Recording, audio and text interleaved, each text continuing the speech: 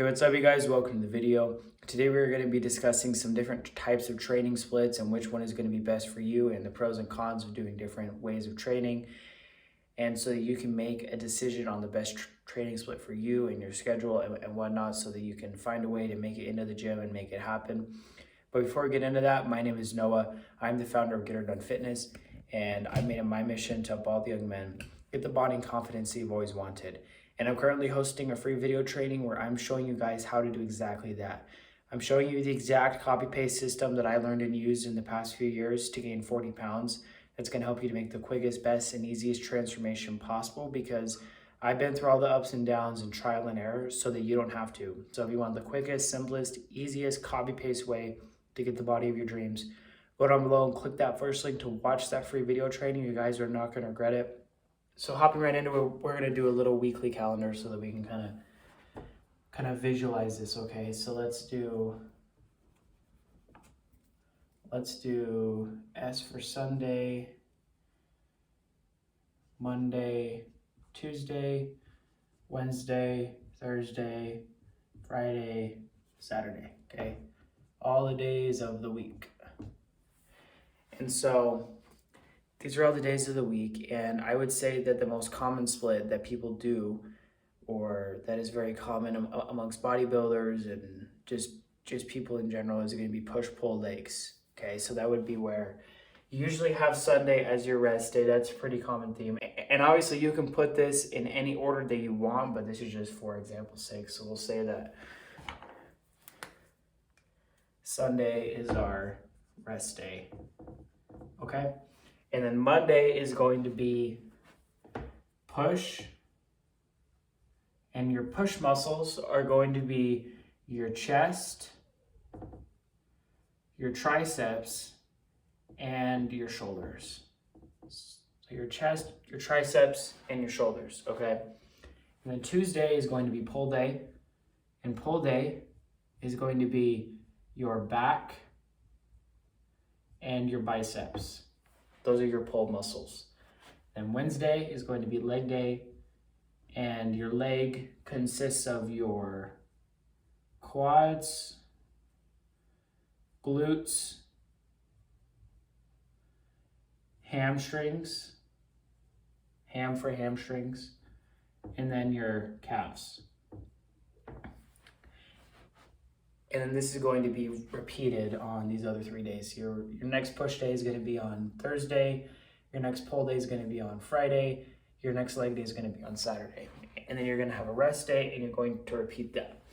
And this is a great split because it helps you to get in a lot of volume, because you're training everything as frequently as you can, because you are giving yourself enough rest time in between muscle groups to where it's just barely past that point of recovery, and then you're going in and immediately training it again. So it helps you to get in a lot of volume. But the only downside and thing that you need to watch out for with this training split is going to be your compound lifts, because a lot of you probably train compound lifts on certain days of the week. So on your push day, you might do bench press, okay? And then on your pull day, you might do deadlift, or DL for deadlift. And then on your leg day, you might squat. Okay, these are going to be like your main compound lifts, is bench, squat, and deadlift, or bench, deadlift, and squat. And if you're doing push-pull legs, it's great to incorporate these, but you have to watch out for how frequently you are doing those compound lifts. Because the thing is that you can still go and train all of your push muscles on both push days and all of your pull muscles on both pull days, but it's going to mean that you can't necessarily train your two compounds on both of those days. Because what's going to happen is that you're going to be training bench, deadlift, and squat, then bench and deadlift and squat. That's one heavy compound lift 6 days of the week. That's 6 compound lifts per week. And doing a compound lift almost every single day of the week is going to wear on you a lot, like way more than you would think that it would, because you are going in, you're lifting heavy, you're frying your central nervous system so much to where your back is going to be killing you, 1. And then 2, you are simply not going to be able to train them as hard because you were worn out. And trust me, because I've been there and I've done that. I've tried to bench every push day, deadlift every pull day, squat every leg day.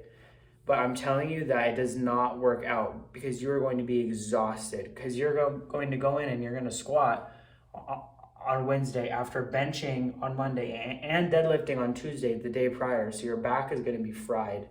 And then you're going to be squatting and then you're going to be like, oh, this hurts, right? Like this is not good. This isn't a good type of hurt, right? And then you're going to go in on Friday and you're going to deadlift again and your back is going to be absolutely shot, right? It's going to be done because you've done 1, 2, 3, 4 other compound lifts. And then you're going to go into squat again on Saturday and you're going to be able to barely lift any weight because you're literally so worn out. And so it's going to be way more beneficial to train these only one of your sessions per week. So still go in and train 6 days a week, but only do the compound lifts on one of the days. And so for example, you could only go in and bench on your Monday push day, or you could only go in and bench on your Thursday push day, or you could only go in and deadlift on your Friday pull day, and then only go in and squat on your Wednesday leg day, and then still go in and train your push-pull legs and the push-pull legs, but only do those compound lifts maximum of once per week for every compound lift. And so don't exceed that because I'm telling you that you are going to not have a positive ROI because what's going to happen is you're going to be so worn out, so exhausted, so sore that you're not going to be able to actually train. And if you keep doing that week after week after week, you're slowly going to go further and further down to where you're literally going to be losing strength and not gaining strength and therefore not gaining size and not gaining muscle, which is probably what you're trying to do, is trying to get better in the gym, and that's not going to help with that. And so that is one of the main things that you have to watch out for with push-pull legs, and honestly any split, but especially with push-pull legs, because it really encourages you to do that, because that's literally your push compound lift and then your pull compound lift and then your squat compound lift. And so it's really easy to fall into that, but then you're going to regret it, I'm telling you. And so we're going to go over our next split right now. So our next split is going to be what I call your chest and back, shoulder and arm, leg. So what this is where you still have Sunday as your rest day, and then Monday is going to be chest and back. Okay, and so your chest and back is obviously going to be your chest and your back. You're just going to train your chest, you're just going to train your back. Tuesday is going to be your arm and shoulder day. And then obviously your arms is going to consist of your bis and tris. And I hope you guys can see that. I hope it's not too small. And obviously that's going to consist of your bis and tris. And then Wednesday is going to be your leg day. And I already went over that. That's your quads, glutes, hamstrings, calves. And then you're going to repeat that again. So then you're going to have your chest and back, your arm and shoulder, then your leg again. And you're just going to repeat that. Okay, and the upside to this split compared to your push-pull legs is going to be that for most of these days, so for your chest and back day and your arm and shoulder day, you're training opposing muscle groups.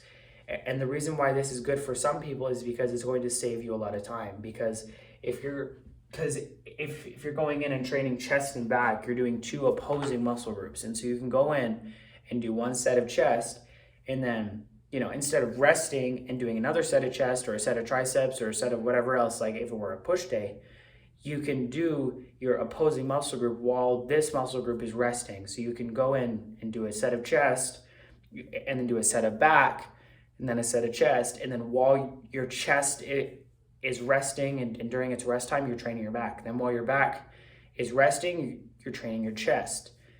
And so you can do a lot of supersets and you can save a lot of time because it's literally going to split the amount of time that it takes you to train in half, because you can do it back to back to back to back to back, because you are letting it recover during that time. And so it's going to be the same on your arm and shoulder day, because when you're doing arms and you're doing and you're doing triceps and biceps, those are opposing muscle groups. So while you're training your triceps, you can train your biceps.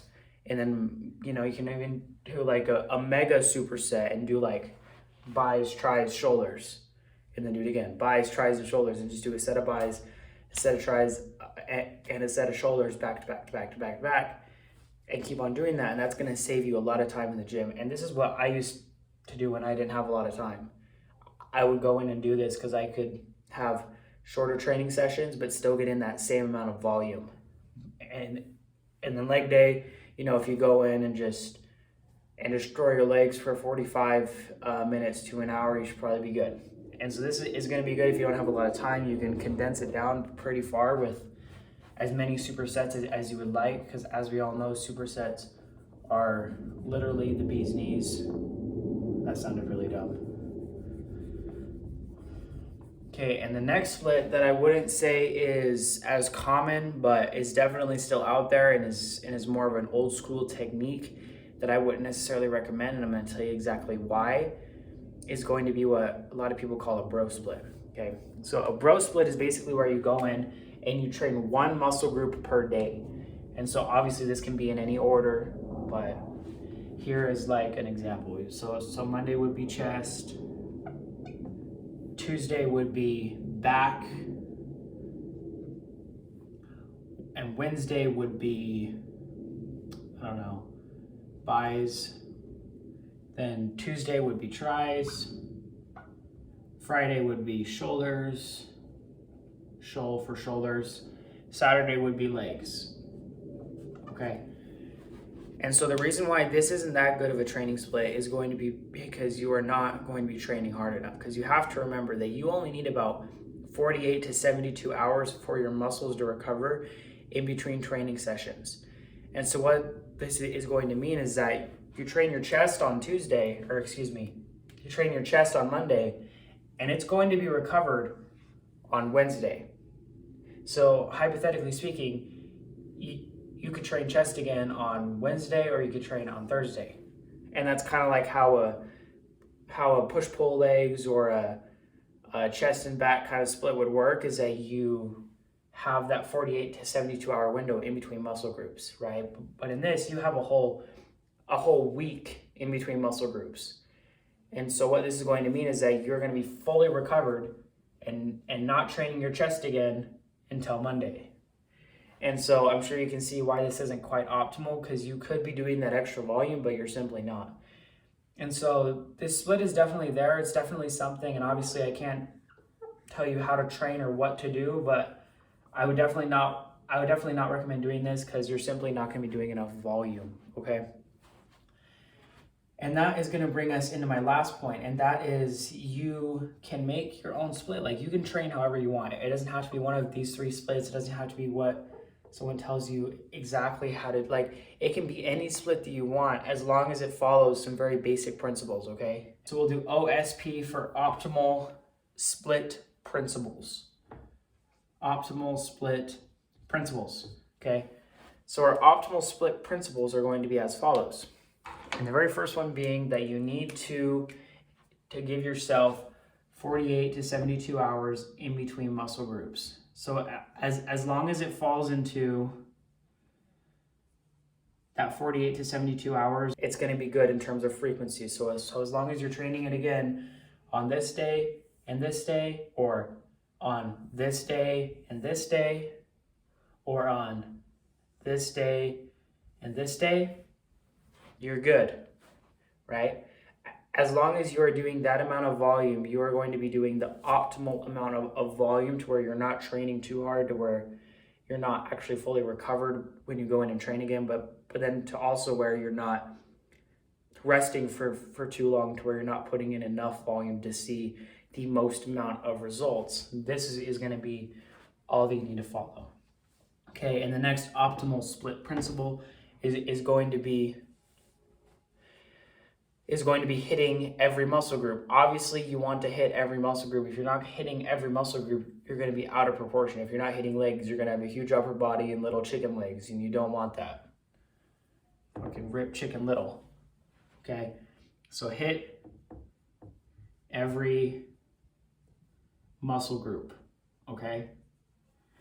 Hit every muscle group. And then the third, and I would say the most important one, is going to be maximum 1 time per week per compound lift. And so what this means is what I was talking about with your push-pull leg split, and with any split for that matter, the fact that you don't want to do your compound lifts more than once per week. And so if you're going to squat heavy, only squat heavy once per week. If you're going to deadlift heavy, only do that 1 time a week. If you're going to bench heavy, only do it 1 time a week. And that's not to say that you can't go in and still do those lifts. You can still do those lifts with every training session, right? That's going to hit those muscle groups, right? Like you don't just have to do them once a week. I'm saying to do heavy compound lifts. Like you can still squat twice a week, but don't go in and squat heavy twice a week. Don't go in and go for those heavy PR sets twice a week. Don't go in and go for that heavy bench PR twice a week. And don't go in and go for that heavy deadlift twice a week. So you can still deadlift twice a week. You can still bench twice a week. You can still squat twice a week. You could squat 3 times a week for all I care. But just don't go in and try to max out, try to go all out as heavy as possible more than once per week. So only do that once a week, okay? And then, of course, that still means that you should go in and train hard every session, but you shouldn't go in and train hard every session with your compound lifts, because that's how you're going to get injured, how you're going to get worn out. Because when you're really, really tired from those compound lifts is when you're going to get injured, when you try to do more, okay? And so still go in, train hard, train to failure, but only train hard and train to failure on the compound lifts once per week, okay? I hope you guys found this information useful. If you never want to miss a new video, make sure to go down below and click that subscribe button. And I'll catch you guys in the next one. Always remember to get her done.